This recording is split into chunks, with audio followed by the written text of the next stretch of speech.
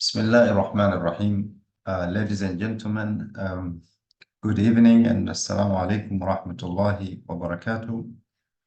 My name is Khalfan Abdullah, a managing partner of Abrar Consult. Abrar Consult deals with advisory and training on Islamic finance, halal business management, among others. We are glad to organize this session, a public lecture session to create awareness and share knowledge about this interesting emerging asset class known as the digital assets. It has been with us and likely to be with us for the foreseeable future. To understand digital assets, we are honored to have the presence of our speaker, none other than Fatima Songoro, whom I shall introduce a little bit later. But meantime, I invite all of you and I welcome all of you who have taken time to join us and explore what digital assets is all about and regulatory trends that is existing in Tanzania in comparison to maybe other countries. So welcome, and we're about to start. Our speaker will present for 30 minutes to 45 minutes and spare or give time to participants to make additional contributions, or you can ask questions. There are two ways of asking questions once we allow that. One is you can drop your question on the chat and I shall ask that question to our speaker at the Q&A session. The other option will be asking directly by raising hands through this platform and allow you to ask or share your knowledge with us. So I'm a moderator. Fatma is a speaker. We facilitate this conversation and we look forward to you also sharing with us your insights or engage us with your questions, among others. Fatma Songoro, she is a seasoned tech and cybersecurity lawyer with a deep-rooted commitment to navigating the complexities of the digital age. Her expertise span a wide range of areas, including data protection, intellectual property, technology law, insolvency, and regulatory compliance. She is a trusted advisor to clients operating in emerging technologies, fintech, e-commerce, high-tech, and startup ecosystem. Beyond her legal practice, Fatma is a dedicated researcher collaborating with leading organizations such as the World Bank to shape policies and governance frameworks for digital rights, artificial intelligence, online child protection, and data privacy. Fatma serves on the boards of Tanzania Women Lawyers Association, Pink Hijab Initiatives, and the Tanzanian Privacy Professional Association. She holds the position of Vice Chairperson of the Insolvency Committee of the East Africa Law Society. We are honored, Fatma, to have you, and I welcome you to start your presentation. Thank you so much, Brother Halfan, for that introduction. Hello to everyone on the call. Thank you for joining us for this webinar. And thank you to Abra Consultant for actually coordinating and organizing this webinar. So I'm very glad to be here to be sharing knowledge with you with regard to digital asset, because it's one of the areas that I'm very passionate about. As Brother Halfan said, feel free to share your comments, your insight. We look forward to also learning and engaging with you all. So I think I can jump into our discussion today. And this webinar and the topic for today is actually on understanding digital assets and the regulatory trend. So I know maybe sometimes when people hear digital assets, it might have, or you might think it might be something complicated, but it's not. And the presentation is geared toward digesting it in a simplified manner. So I think before I jump into my presentation, I'd like to take a moment to acknowledge the pictures that have been used in this presentation. As a lawyer, I feel like this is something I should do, that they're not mine, and they're just used for illustrative purposes in the presentation. With that said, we can jump into our discussion. So my presentation is actually divided in 5 parts. So we'll have the introduction. We'll go into the discussion on the types of digital assets. And then we'll also look into key consideration in relation to digital asset. And then we'll have an overview of regulatory practices. And then we'll be concluding. So to begin with, I think as currently, we are all aware that globally, we are heading into the digital economy, and there's a lot of digital assets that are being created across different countries. And this is no exception to Tanzania. Even in our country, I think we're experiencing an increase in internet users. So there are more people who are actually creating and developing different digital assets. We have seen a rise of people like content creator. We've seen a rise of people actually using cryptocurrency. I think there was a report, and FinScope report done in 2023 that actually indicated Tanzanians are actually investing into cryptocurrency at 1.5%, and which is above even some of the government or traditional investment means. So this indicates that there is a rise in digital assets, and there is a need for us to have this discussion and actually understand what these digital assets are. So briefly, or in basic term, digital assets are actually anything of value that is in electronic form. So what we mean by this is that digital assets are intangible assets that are normally stored in a form that is in electronic means. And as we're going through this discussion, I think you can take note that there are 2 categories actually of digital asset. So one is backed digital asset, while the other ones are native digital assets. When we talk about backed digital asset, these are digital assets that are normally linked and derive value from an underlying asset that actually exists in the real world. So for instance, there are certain tokens that normally relate maybe to a property, real estate, that actually exists in our physical world. So such kind of asset would be a backed digital asset, whereas a native digital asset, these are digital assets that exist, I think, like solemnly in the digital sphere or digital realm.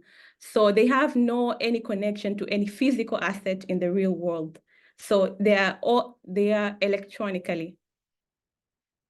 So I think that's a brief introduction and generally what digital assets are. We're going to move into the next slide, whereby we're going to look at the definition of digital asset in Tanzania. So when we talk about digital assets in Tanzania, the definition is actually provided for in the Income Tax Act, which was actually amended this year in the Finance Act 2024. So if you look at the slide, the law defined digital assets to include anything of value that is not tangible, including cryptocurrencies, token code, number held in digital form, generated through cryptographic means or any other means, by whatever name called, providing a digital representation of value exchanged with or without consideration that can be transferred, stored, or exchanged electronically. So that is A. And then B goes on to say that a digital asset would include an unfungible token and any other token of similar nature. And then it goes on to define what payment is in relation to digital asset. So I think if you have a close look and analysis of this discussion, of this definition, it's actually very broad, but also very comprehensive. So the use of terminology such as by whatever name, anything of value that is not tangible, denote that any asset that actually exists in the digital realm can actually be covered under this provision. And I think this definition is actually crafted in this way to ensure that TRA is able to tax digital assets even as they evolve. So we're all aware that technology keeps changing, you know. Today we have the blockchain technology, but maybe a few months down the line, someone might come up with another kind of technology. So it will be limiting for the definition to actually provide specific or be very closed. So I think this is why the definition is crafted in this way. So I think this definition actually is the basis of definition of digital asset when we speak in Tanzania, because we do not have any other law that actually had definition of digital asset. I will move on to the next slide. So we're going to dive into discussion on the types of digital assets. And maybe as we're going through this discussion, you can just think if you have any digital asset. So in your mind, consider or think of all these things that we're going to be discussing. And if you have any digital asset, take a note of it. So I've moved to the next slide. And if you see this slide, I think there are very many digital assets that are actually itemized. So when we talk about digital asset, it could be intellectual property. We're all aware of things like copyright, which normally is the kind of protection that exists in artistic work. So for instance, you hear of musicians, they have the music. This work are normally protected. So if you've ever heard of COSOTR, it's one of the entities that actually deals with copyright. We have trademarks. So these trademarks are names that entity or brands normally use to identify them. So because they're mostly in tangible format, they also form part of digital asset. And then the other asset could be digital media. So things like your image, your video, your music, software, all these are also form part of digital asset. So if we have people like content creator who create content through image, through video, all that is a digital asset. They might use different platforms, so such as YouTube, Instagram, TikTok, all this kind of content actually forms part of digital assets. And then we have things like digital currency. So these are the likes of cryptocurrency. Maybe you've heard about Bitcoin, Ethereum, and various other kind of digital currency. They also form part of digital assets. Then we have non-fungible tokens or NFT. I'll explain this further in the next slide. And then another asset that is actually also forms part of digital asset is data. So we understand that we generate or have different data, and this information, especially now in the digital age, is normally stored electronically. So it can be a digital asset. Then we have things like online accounts. So you have your social media account, you have your online banking account. They are also considered as digital assets. So I think, for instance, several people have actually sold maybe their Instagram account for $1 million price. So they are digital assets. And then the other asset is things like cloud storage. So maybe you have a Google Drive, you have a Dropbox, or all these other kinds of storage. They're also digital assets. Your emails, if you have a website, domain, software licenses, they also form part of digital assets. And then the other one that I itemized is things like loyalty and reward point. So I think nowadays we're quite aware that there are so many people who are offering services and they will offer you reward or loyalty point. And sometimes they accrue to very valuable price, I would say. So they similarly form digital asset. So the other thing when we talk about digital asset is that sometimes digital asset might have sentimental value and not monetary value. So this is something that will depend on the digital asset. And even in instance where the digital asset has sentimental value, it's considered to be of value and therefore forms part of digital assets. So I think with this brief outline, you now have a clear understanding maybe of what forms digital asset, or when we speak about digital asset, that it's not just about cryptocurrency and the like. There's a very wide, I would say, list of things that would form digital asset. And globally, there is no an agreed definition of what digital assets should be. So different jurisdictions will define digital asset differently. And because in most instances, like in Tanzania, digital assets are defined in tax laws. So they're normally framed in a way that would fit taxation purposes and would not include or fit the whole aspect of digital asset as is normally covered.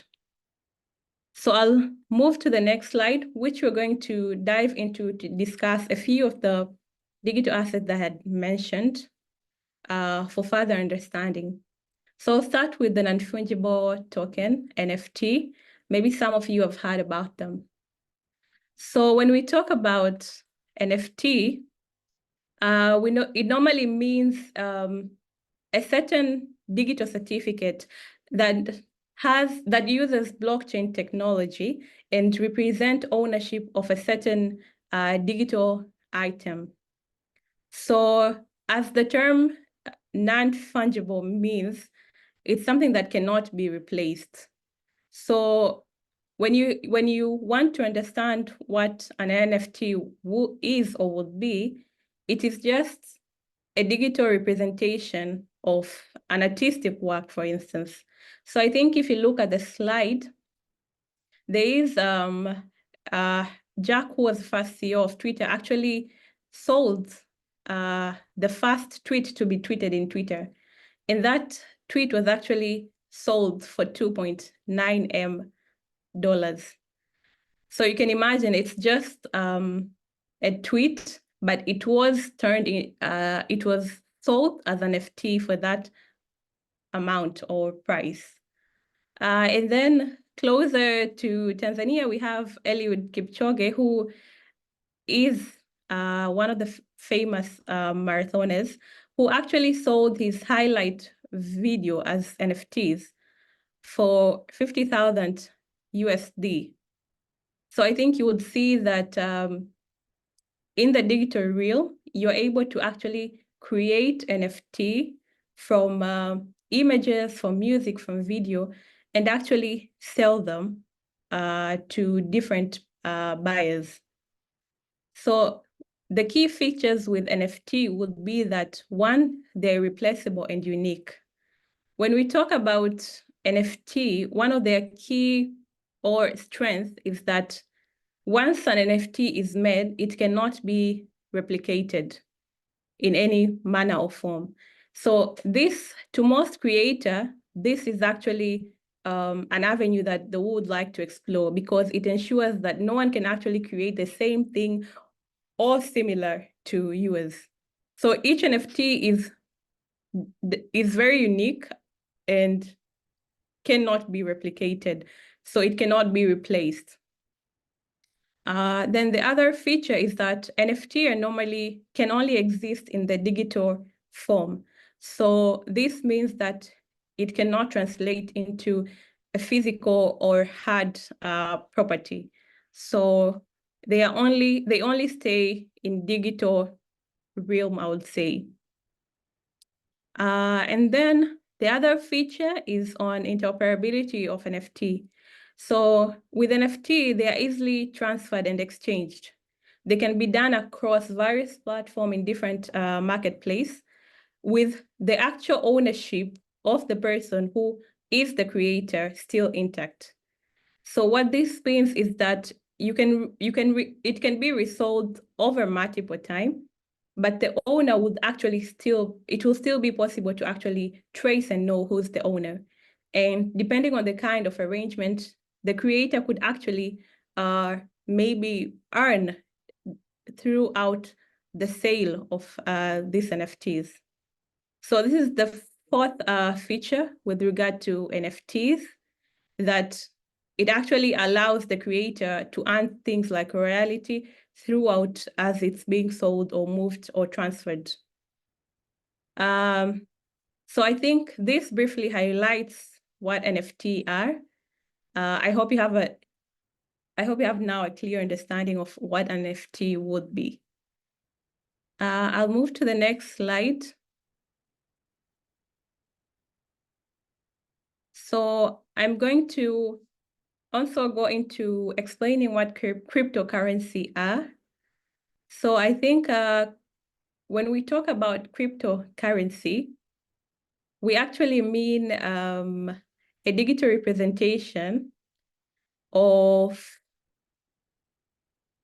something that has value, that can be traded, it can be transferred or stored electronically, and used for payment in various ways or forms.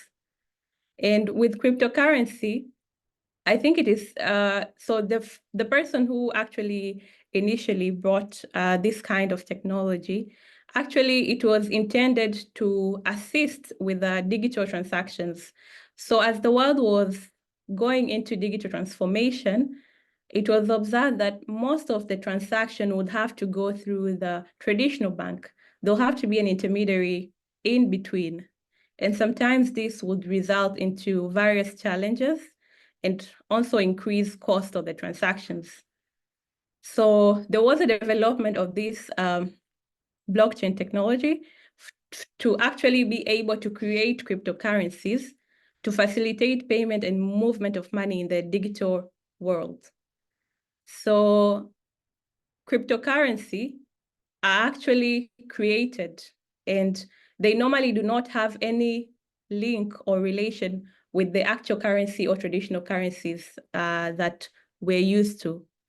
And they're normally traded from peer to peer, like they would move from peer to peer without maybe having a bank or another person in between that transaction.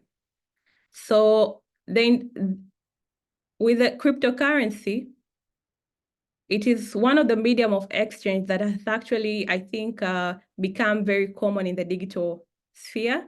And most of the time when we talk about digital assets, cryptocurrency is what is mostly common referred, because I think we have had people gaining wealth, becoming billionaires through different types of cryptocurrency. And normally, there are different types of currency that people can exist in the market. So Bitcoin is one of the currency. And then there are things like Ethereum and several other currency that have been developed as cryptocurrency. And I think the important thing with cryptocurrency or key feature is that it does not have, it is a decentralized system. So this means that it is not regulated, maybe despite it being a currency or termed as a currency, it's not regulated maybe by the Bank of Tanzania or any bank in the world. So it's a currency that actually is decentralized. And then this means also that it will not be regulated. So the trading of cryptocurrency does not have an oversight body to actually oversee. And then the other characteristics of cryptocurrency is that they're in digital form. So you would find that it will not be an actual currency that is tangible, that you can hold. So I think it has been said that cryptocurrency actually has increased, I would say, financial inclusion in certain ways. And it has also been able to assist people it can assist people in situations where the financial traditional system actually maybe fails. So I think there was once a story I had from a person from Sudan who I think the children have moved, I think, to a Europe country, but their parents were actually still in Sudan and they wanted to get them out because of the conflict that exists. So what happened is that I think there were a problem with the traditional banks and payment, and the parents were not able to actually pay for the ticket and actually moving out of the country. But one of the child had actually been mining Bitcoin, and he was able to actually pay for his parent to actually move out of the country. So I think in situations such as those, it's where cryptocurrency has been said to actually be able to facilitate payment and movement in the globe. So I'll move to the next slide. So in this slide, it's on intellectual property, image, and personality. So I think when we talk about digital asset, as I had said, intellectual property is one of the things that actually is considered very important in digital assets.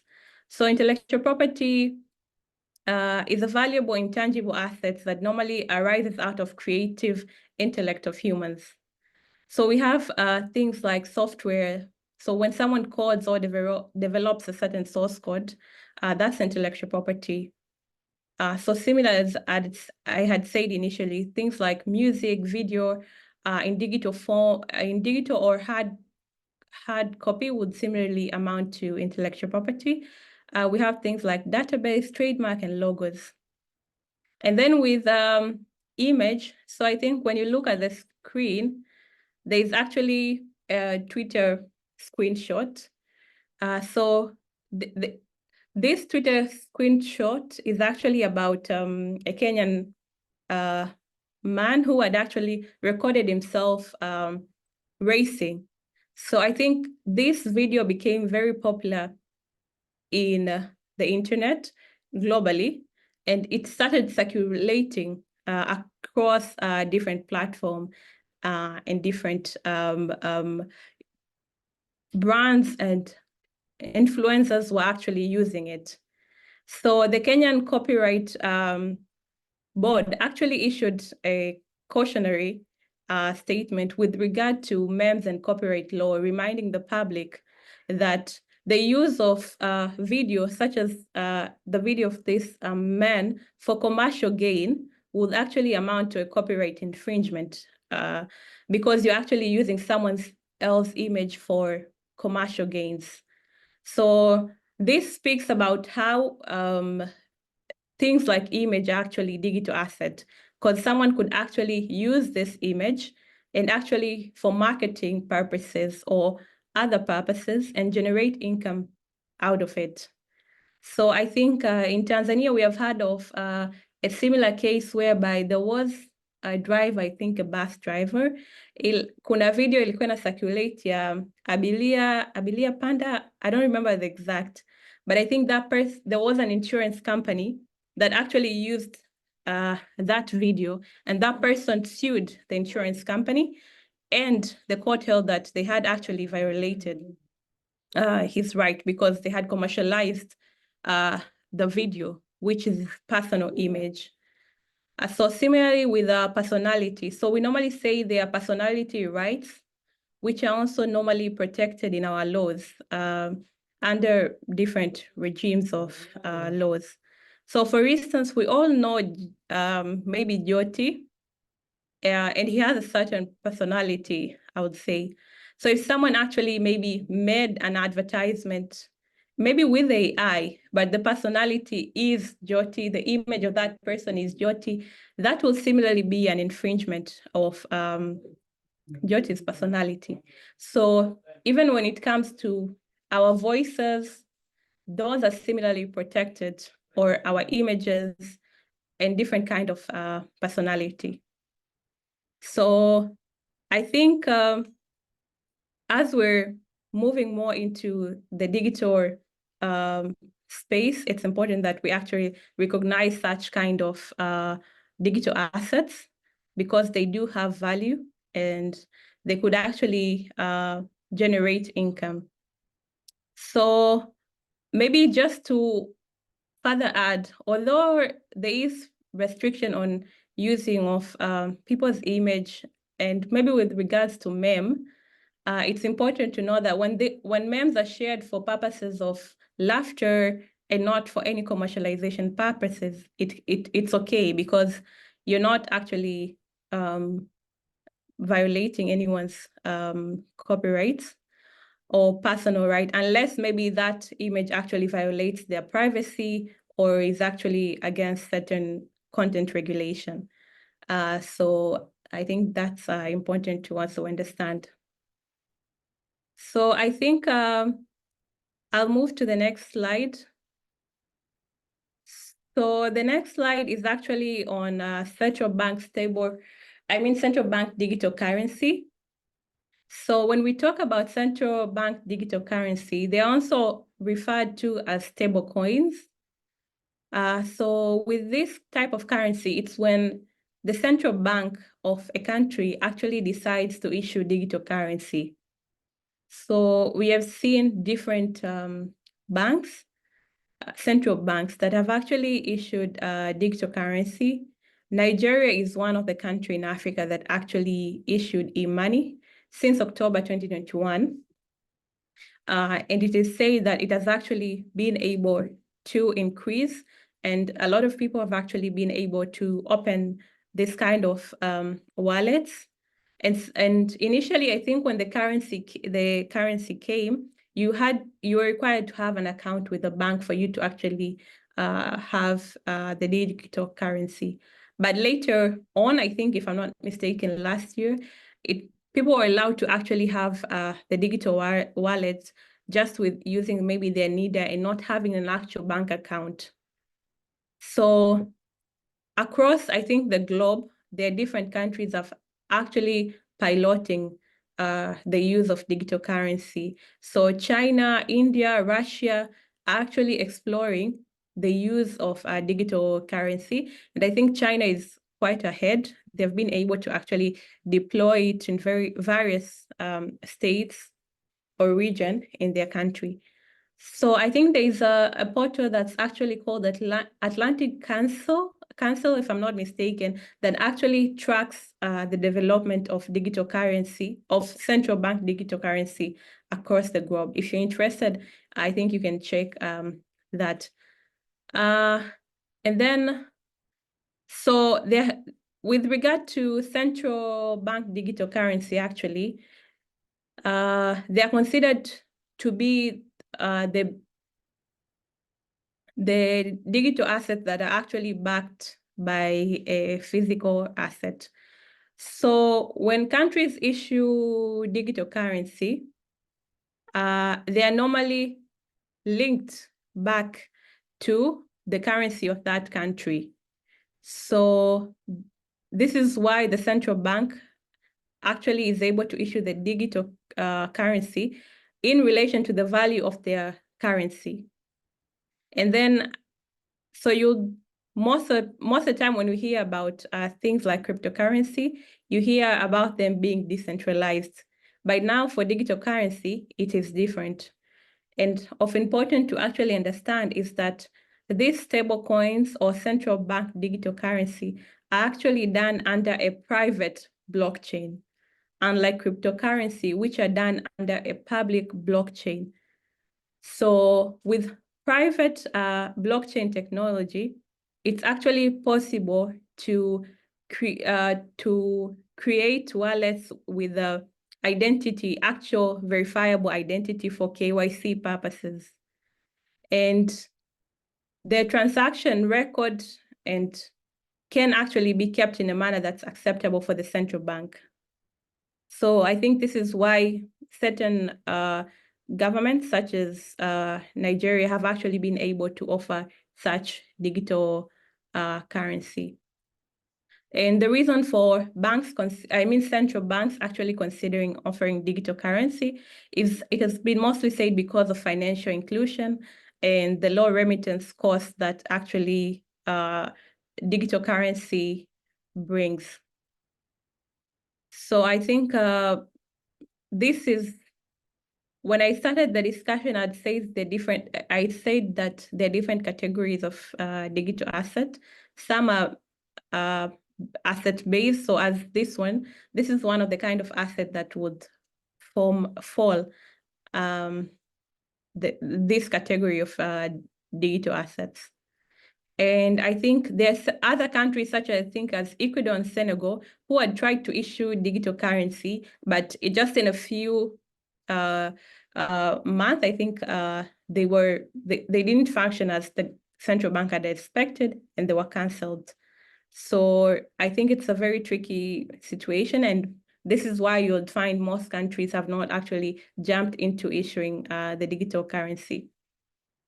So that's briefly with regard to stablecoin. I'll move to the next slide, which is actually on real-world asset tokens. So the short form is actually normally referred to RWA, which with this is actually done through a process called tokenization. So it's a process of transforming ownership right from a real world asset into digital token that are normally stored on blockchain. So for instance, you would find maybe someone has a real estate, a property, a commercial property, and they come up with certain token that are linked to that real estate and trade them in the blockchain. So people will be buying token as part of ownership of that property or real estate that's actually physically in existence. So there has been a rise of people trying to use real world asset tokens to gain ownership over a different asset. So I think of projects such as the Fumba Town, and maybe someone actually develops token in relation to Fumba Town project and trades them digitally for people to actually buy and get ownership and certain rights out of those tokens. So these have also become very common in certain countries. So I think I'll move to the next slide, and I think this is actually the last slide explaining the digital assets. Yes, so the next slide is on characteristics of digital assets, which I think as I was going through some of the digital assets, you would agree with most of them fit into this characteristic. So one of the characteristics of, I think, all digital assets is that they're intangible. And then we have another key characteristic, which is that most of digital assets are decentralized, although, as I've explained, some might be centralized, but most of them are decentralized. And then most of them are done from peer to peer. So there is no any intermediary person in between. And this is why also the transferability and movement of digital asset is quite easier than in the real world, whereby if you want to transfer maybe your house, you have to go through a certain process to actually change your certificate of title. But for digital assets, they're normally easily done. And then the other key characteristic with digital assets is with regard to privacy and anonymity. So when people actually develop or use a digital asset, they can do it so without actually using their true identity. I think even the person who created Bitcoin is not known to date.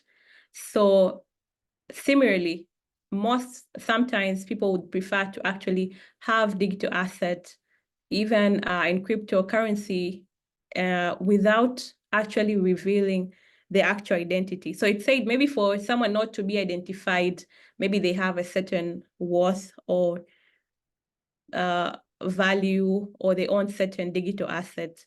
So similarly, as we'll see people in Twitter, in Instagram, using fake account not fake account without their real name. So that's also common in most of the digital assets. And then the other thing with digital assets is that they have unique identifiers, and then they have certain value that is actually normally either sentimental or monetary. And then they have high volatility and market risk because they are unregulated. So most of the time, their value would change in ways that no one can actually predict.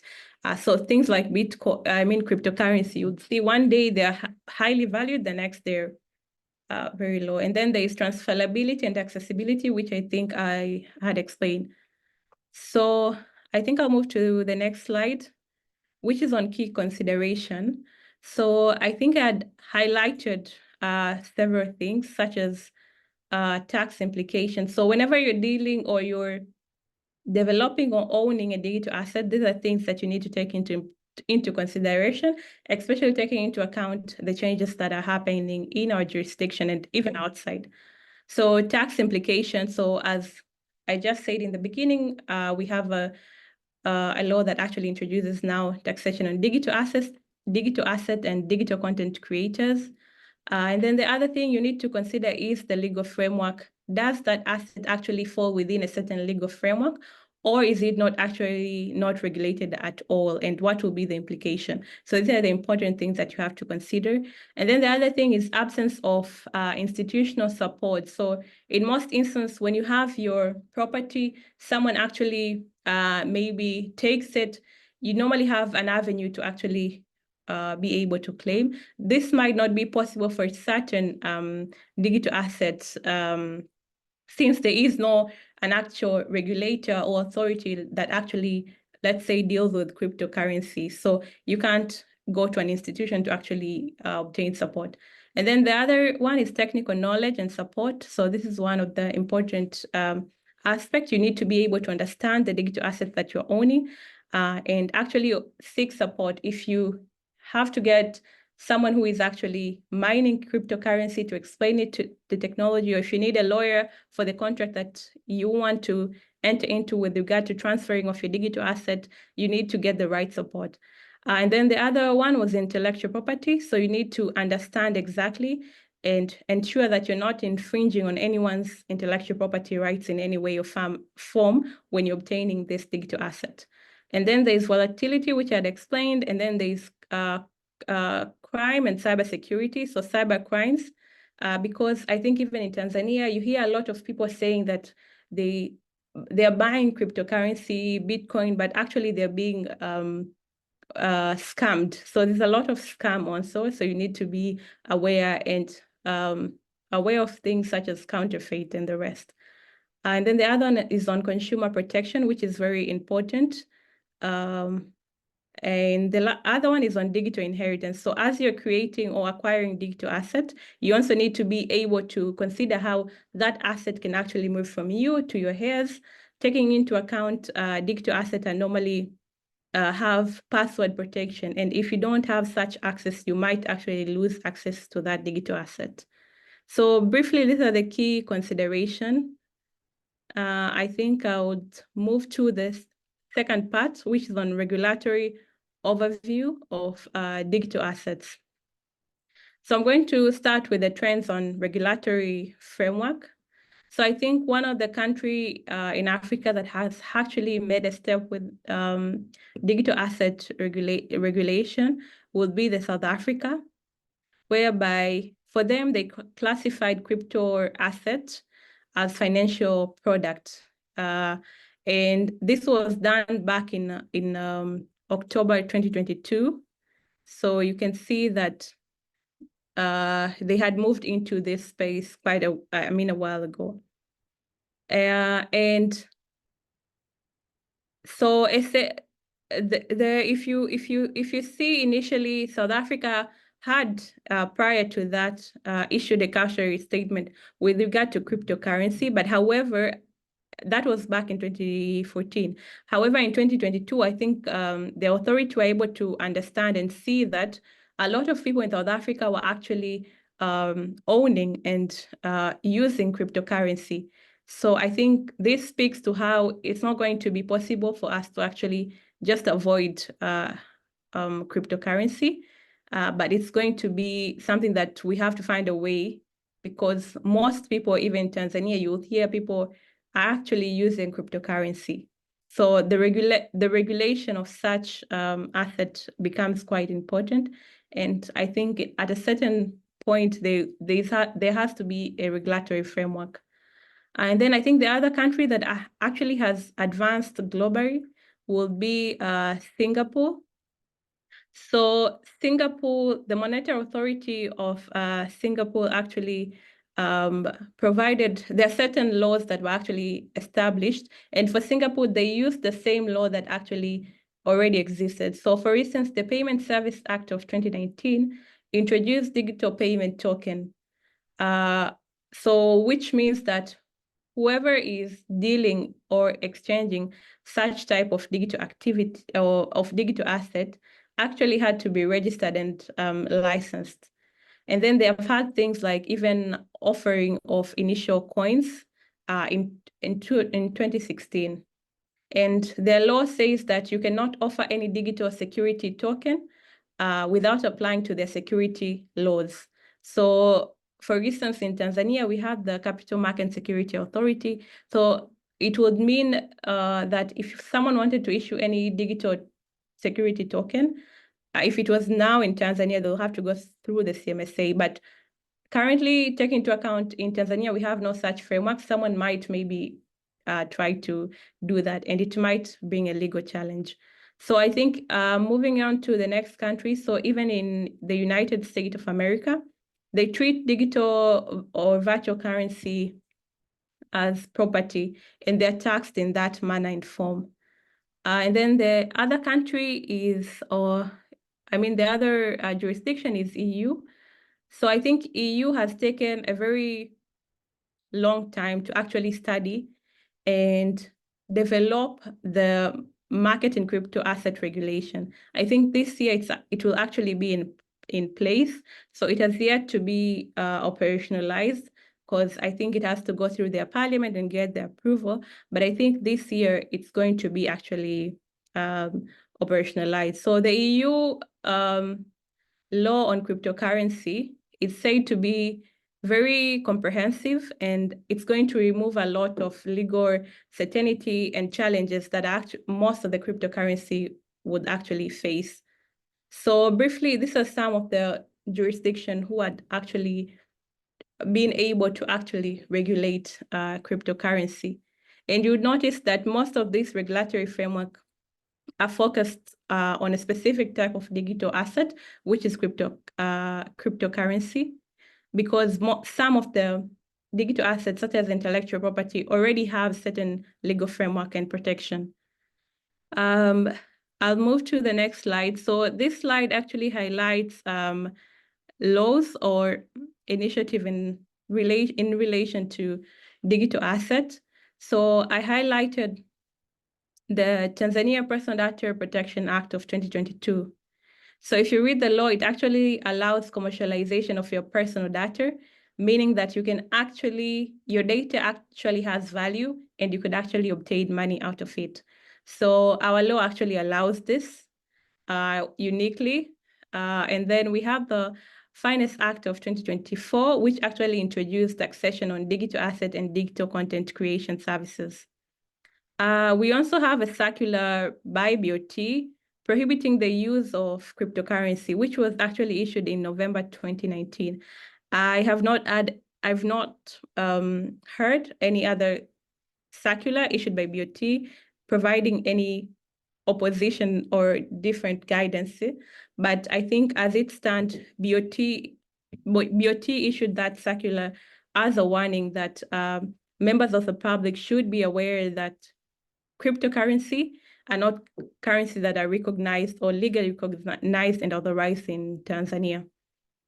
And I think the Finance Act 2024 also actually says any person who transacts in any other currency which is not a legal tender issued by BOT actually commits an offense. So I think that's also important to note. And then the other framework that would deal with digital asset will be intellectual property law. So because some of these digital assets actually are intellectual property. I'll move to the next slide, which is actually on regulatory recommendation. And I think maybe I'll just explain a few due to time. So when we speak about regulation of digital asset, it's normally say that this regulation don't have to be like the traditional regulation because technology is different and we can't regulate it as we regulate other assets. So for instance, it says that regulation on digital asset needs to be technology neutral.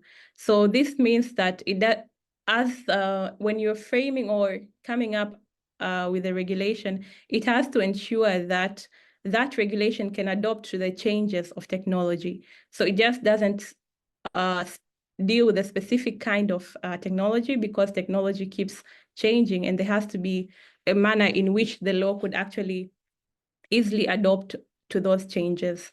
So the use of broad definitions, such as how our income tax defines digital asset, is one way. And then the other thing that is normally recommended is that regulations are formed in a manner that they are principle-based. So the law would establish principle and not have prescriptive, be prescriptive. So for instance, maybe the law cannot say, so cryptocurrency should be this and this or that and that. So it speaks of digital asset, and maybe when trading, you have to comply with this principle. So it's generally on principle and not very specific or prescriptive of the technology. So this is to ensure that it takes account into different shape and form that technology can actually undertake and not focus on specific technology. And then I think the other one, so it's on avoiding regulation by enforcement.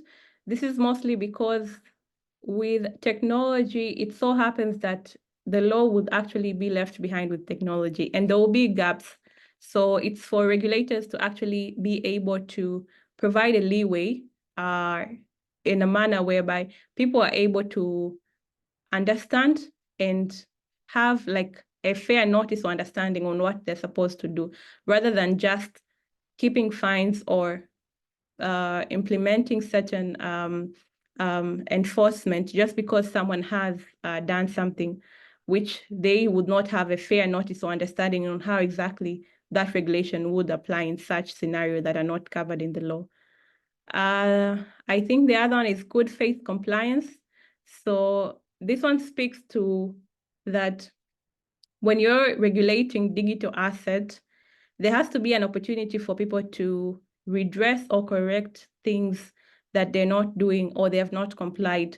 So if someone was acting in good faith and they fail to make a certain compliance, they should be given an opportunity and not strictly have liability or face certain repercussion. And then I think maybe the other ones are easily explainable. Due to time, I think I can move to the next slide. So I think after the discussion that we have had, I think when you now think about digital assets, what do you think it is, and how can it evolve? So we need to understand the growth and adoption of digital assets and this new technology, and consider the opportunity. So either it's investing, either it's innovating on the products, or on ways in which we can just take opportunity. And it's assumed that the value of digital asset will keep on growing as the years progress. So this is something that we should actually be very keen on. So I think this comes to the end of my presentation.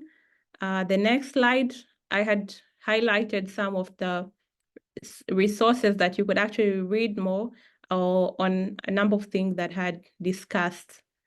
So that brings me to the end of my presentation. Thank you so much, Fatma, for this very eye-opening exposition on digital assets and our regulatory landscape. Though we are short of time, but if you allow me, I'll have to extend some 10 minutes for our participants to be able to interact with your presentation through questions or contributions. So now I welcome any participants who has a question or wants to add up to what has been said, to either drop your question on the chat, or you can raise up your hands so that I can allow you to ask. As we wait for your contribution, mine, given that we are in Islamic finance advisory, I think it will be important to also say a few words with regards to what is now known or termed as an Islamic digital assets. And when we say Islamic digital assets, it would mean that these are assets that are there to the Islamic financial principles or Islamic ethical principles that might need to be considered depending on what kind of digital asset that you're looking at. So we had seen kinds of digital assets here, and we get to realize that even images are digital assets if they're monetized. They're used for commercial purposes. So the Islamic issue would be whether that image are there to the ethical values of the teaching of Islam. If you're a lady, you are commercializing your image for advertisement purposes. Are you well dressed? Okay, and things like that. Again, if you're a male, are you well dressed? Also, the question would be whether your image is used for promoting halal products or haram products. We have seen in the cities across the world, or even in Dar es Salaam, to be specific, we see some banks, interest-bearing banks, using images of Muslim head-covered ladies to advertise their digital apps, for example, or other services. So if you're a lady with that image and you're commercializing that, making money out of that, the fundamental Sharia issue is, yes, you might be covered, but again, you have given rights for a non-Islamic business to use your image to promote their products. So this becomes an issue. But lastly, I would like to touch or just contribute on the cryptos and NFTs and so on. Okay. As for crypto, digital assets, still the debates among scholars is ongoing. The widely researched crypto is a Bitcoin, of which we have two diverse of views. Some consider it as halal to hold this kind of asset as an investment or as a payment currency and so on, and others consider it non-halal, depending on the jurisdiction, on the country that you are in. Still, the discussion is ongoing around this among Sharia scholars. NFTs, as Amina, as Fatma informed us, is actually representation of some could be images or could be artifacts and others. So the Sharia issue would be if you are monetizing an NFT or you are buying NFT, whether the underlying assets or whatever image or whatever artifacts meet the Sharia requirements and so on. So an Islamic digital assets then has to adhere to the Islamic financial principle, which would be there is no riba, there is no qarar, there is no ethical breach on the Islamic values, among others. I wanted to add this so that we get to broaden our perspective that even in the digital asset space, for whoever wants to hold them or wants to create digital assets, you might need to be aware of Islamic teachings, especially for Muslims, as to which kind of digital asset you want to create or you want to invest on. It's important for you to get a Sharia opinion as to what you are creating or what you want to invest in. That being said, now to the audience, if you have a question that you want to ask, we only have 5 minutes to complete the extra 10 minutes that I've asked. Anyone?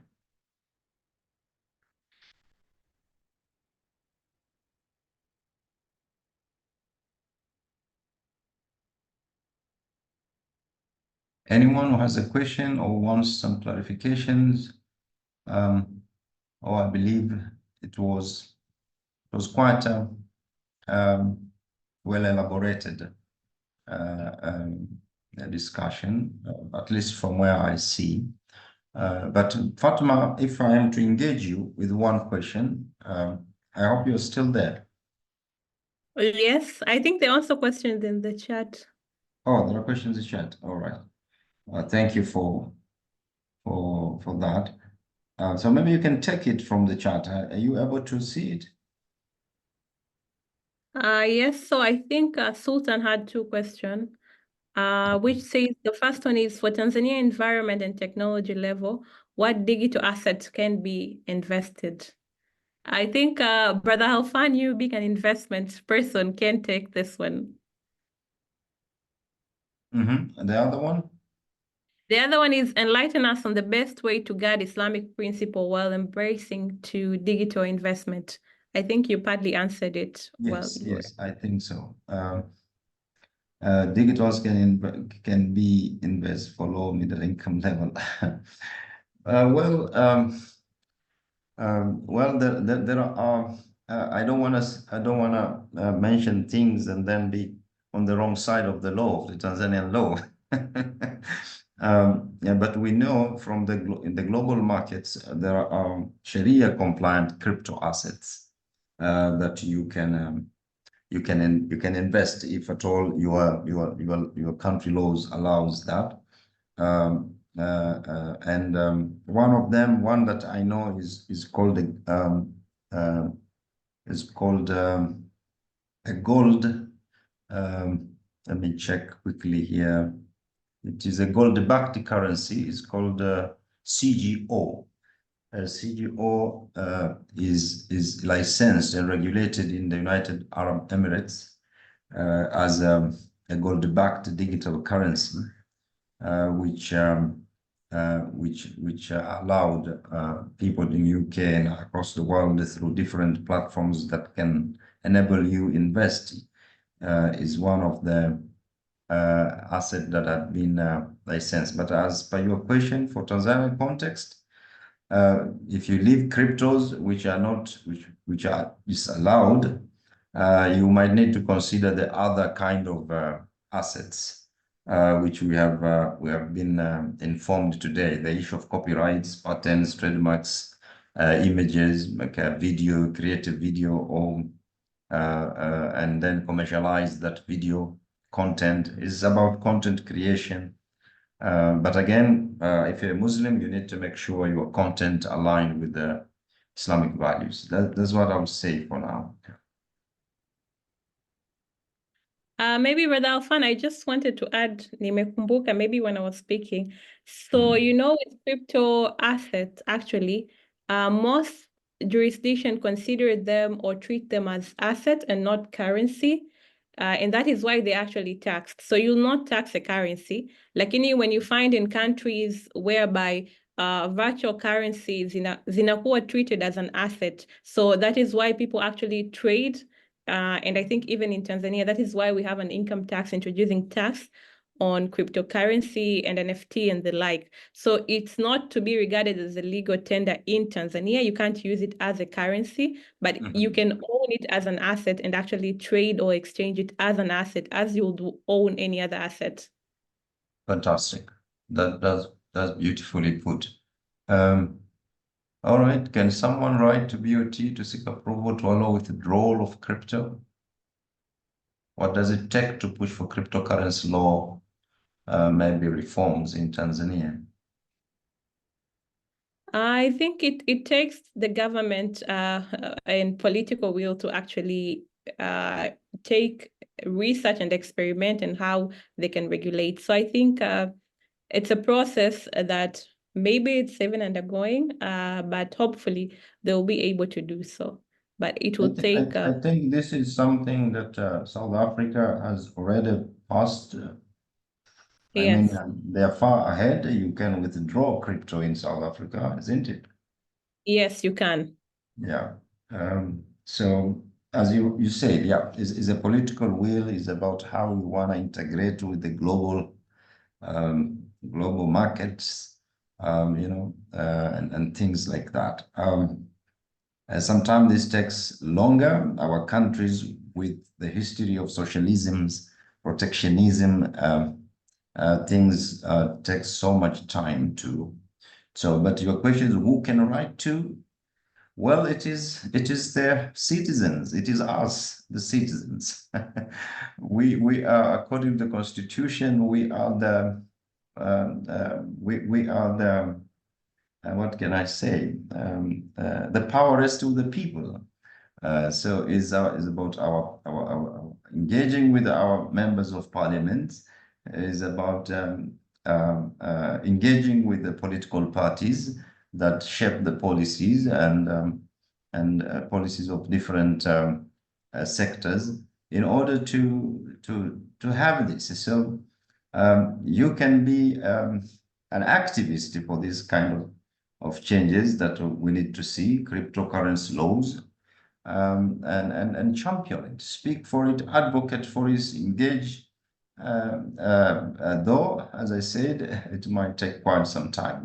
We normally hear from the Minister of Finance that they are actually considering the central bank, I think, digital currency, right?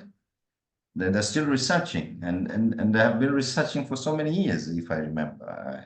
But still, the communication is they're researching to issue a central bank a digital currency. When will that be materialized? Nobody knows. So that's my addition to what Padma said. Do information or digital content has to be patented to be intellectual property? So I think with regard to digital content, it mostly falls in copyright and not patent. Patent is another form of intellectual property. So in most instances, that will be copyright protection. Okay. There are avenue platform for digital asset investment in Tanzania or in East African region. I'm not aware. I'm not aware, honestly speaking, if there are, unless you talk of other kinds of digital assets, but if you talk about the currency sort of or the NFT sort of, we might not have such a avenue, though the avenues that are there, they can be accessed when you are in Tanzania. You can be able to access those global platforms that allows you to buy or sell your digital assets. But as a localized kind of digital asset in our jurisdiction, not quite familiar of any that we have, though I know that there are especially in Kenya. Just today I saw one company that is on the Sandbox, Capital Markets Authority Sandbox, that wants to digitize investments on real estate, the real world assets. Is that what you used, Fatma? Where, Yes. yeah, you can be able to invest into real estate, and this company, if I can remember quickly, just today I got that kind of information. Okay, it sounds to be trying to check quickly here if it is. Yeah, it is called the Alpha Block. Alpha Block. Let me just drop on the chat for whoever might needs to be interested. But it's a startup kind of. So I'm not recommending anything. Please don't take what I'm saying here as a recommendation to invest or whatever. No, I'm simply telling or sharing that there is something that we are seeing coming on this space. But anything for you to invest, you have to conduct due diligence or seek proper financial advisory, which we are not providing in this platform. I think that's the end of the question, right? Yes. Yeah. So mine, with respect to the income tax, are you happy with the or is it clear from the tax law as to what are they taxing in terms of this crypto assets and its types, which you have shared with us today? What are they taxing? Are they taxing the gains on the, say, crypto assets, or what exactly, or NFT, or even if you sell your Instagram page? And what are the rates that we're looking at? Is it clear, or there are regulations to come to share that? So I think when we look at the Income Tax Act specifically, it actually mostly speaks of cryptocurrency, NFT, I would say. Although the definition is wide, it will cover anything, but I think the focus is on cryptocurrency and NFT. And I think these are the most commonly exchanged or traded digital assets. And what is actually the rate that's actually applicable is withholding tax, which is 3%. So the law specifically says a non-resident person who owns a digital asset exchange platform. So the obligation is actually on the platform provider who facilitate any exchange or transfer of digital asset and makes payment to a resident person. Then they will have to withhold that 3% out of that transaction. So that is how the Income Tax Act is actually framed. All right, very, very, very clear now. Okay, members and participants, I think up to here, just we've come to an end. Back to you, Fatma, if you have any closing shots. before I wind up? So I think as well explained, I think understanding digital asset is important. And for us as Tanzanian to actually explore on how we can actually maybe innovate, create platform as some people asking, maybe the opportunities to be explored. So I'd say we can all consider and see what we can actually or a role that we can play with regard to digital assets so that we're not left sitting aside as the world move into creating value in digital assets. Fantastic. With that said, I have nothing much to add, but appreciate our speaker for the wonderful presentation and well-articulated points. Also to you, our participants, for making time and be with us from the beginning till the end. Up to here, we say shukran and bye-bye.